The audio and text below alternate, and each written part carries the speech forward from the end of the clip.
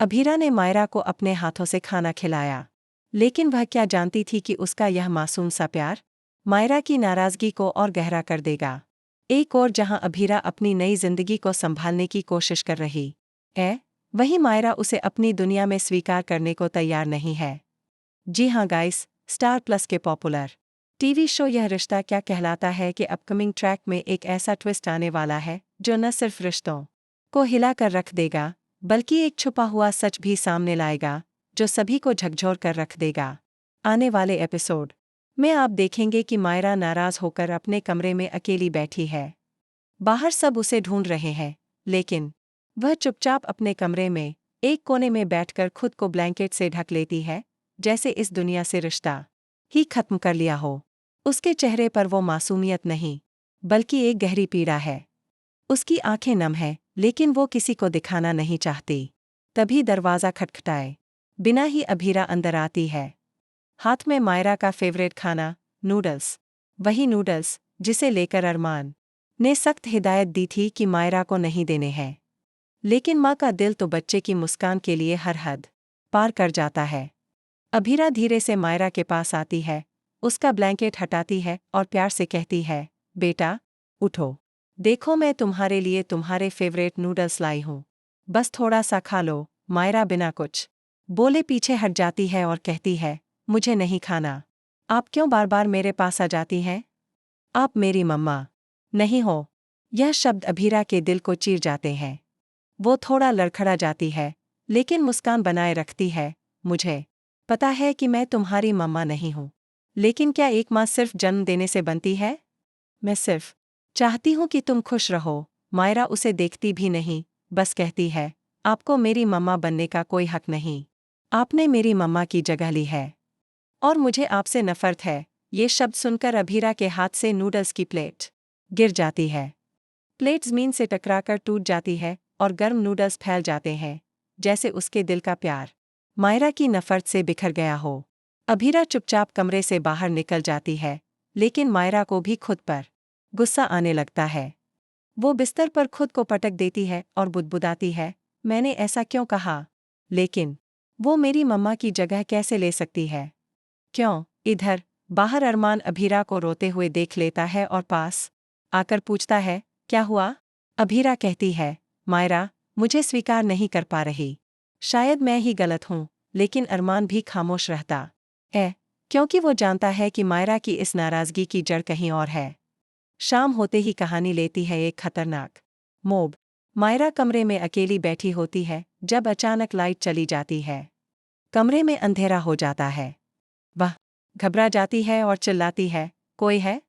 मम्मा। और तभी कमरे की खिड़की से कोई परछाई अंदर आती है।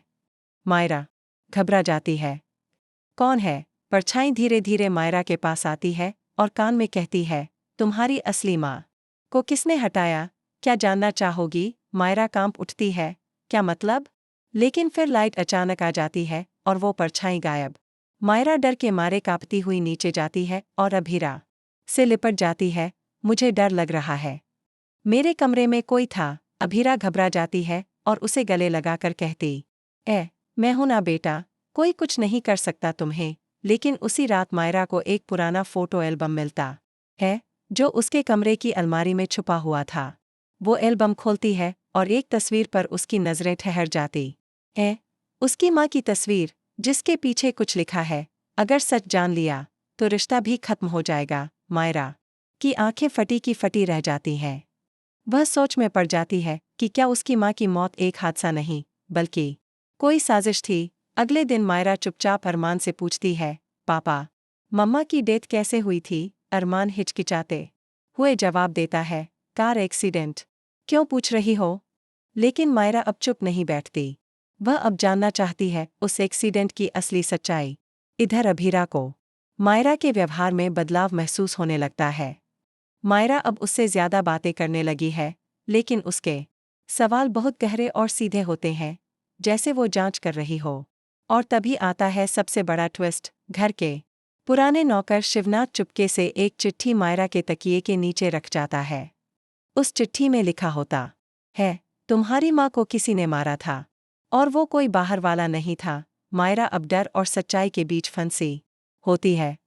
वह सोचती है, अगर मम्मा की मौत साजिश थी, तो किसने की? वह धीरे धीरे परिवार के सभी सदस्यों को शक की निगाह से देखने लगती है। इधर अभीरा अरमान से बात करती है, मैं सोच रही हूँ कि मायरा को थेरेपी की ज़रूरत है। उसके अंदर कुछ चल रहा है। वो बातों में बहुत उलझी हुई है। अरमान चिंतित हो जाता है और एक साइकोलॉजिस्ट बुलाया जाता है। लेकिन उसी दिन डॉक्टर से मिलने से पहले मायरा अचानक लापता हो जाती है। पूरा घर हिल जाता है। सब उसे ढूंढते हैं, लेकिन कोई सुराग नहीं। रात को एक कॉल आता है, एक बदली हुई आवाज में, अगर मायरा की मां की मौत का सच सबके सामने आया, तो अगला नंबर मायरा का होगा। ये सुनकर अभीरा पूरी तरह टूट जाती है। नहीं, मैं अपनी बेटी को कुछ नहीं होने दूंगी। अभीरा अकेले निकल पड़ती है मायरा की तलाश में। वो पुराने रास्तों से होती हुई एक पुराने गेस्ट हाउस में पहुंचती है, जहां से लास्ट फोन कॉल ट्रेस हुई थी। वहां जाकर उसे पता चलता है कि मायरा वहीं है, और साथ में है वो शख्स जिसने तस्वीर के पीछे सच लिखा था, शिवनाथ। शिवनाथ टूटे हुए मन से बताता है कि कैसे मायरा की मां की कार में छेड़छाड़ की गई थी, और ये सब किसी और ने नहीं, बल्कि खुद अरमान की मां विद्या ने करवाया था। विद्या नहीं चाहती थी कि अरमान की पहली पत्नी घर की सारी जायदाद की मालकिन बने, इसलिए उसने एक्सीडेंट प्लान करवाया, और अब जब मायरा बड़ी हो रही थी, वो सच न जान पाए, इसके लिए हर कोशिश हो रही थी। अभीरा ये सब सुनकर सन्न रह जाती है। वह सोच भी नहीं सकती थी कि जिसकी छाव में वो प्यार ढूंढ रही थी, वही औरत इतना बड़ा खेल खेल सकती है। मायरा सब सुन चुकी होती है। वो धीरे से आती और कहती है, अब मैं जान गई हूं कि मम्मा को किसने मारा, लेकिन क्या आप मेरी नई मम्मा बन सकती हैं? ये सुनकर अभीरा रो पड़ती है। वो मायरा को गले लगाकर कहती है, मैं हमेशा से तुम्हारी मां बनना चाहती थी, लेकिन अब अगर तुमने मुझे स्वीकार किया है, तो इससे बड़ी खुशी मेरी जिंदगी में कुछ नहीं। घर वापस आने पर विद्या का पर्दाफाश होता है। अरमान सदमे में आ जाता है और मां से सारे रिश्ते तोड़ देता है। पुलिस उसे गिरफ्तार कर लेती है। अब मायरा और अभीरा के रिश्ते में वो मिठास आ जाती है, जो खून के रिश्तों से भी ऊपर होती है। लेकिन कहानी यहीं खत्म नहीं होती, क्योंकि जिस सच ने सबको तोड़ा है, वही अब इस परिवार को जोड़ने की ताकत बनेगा।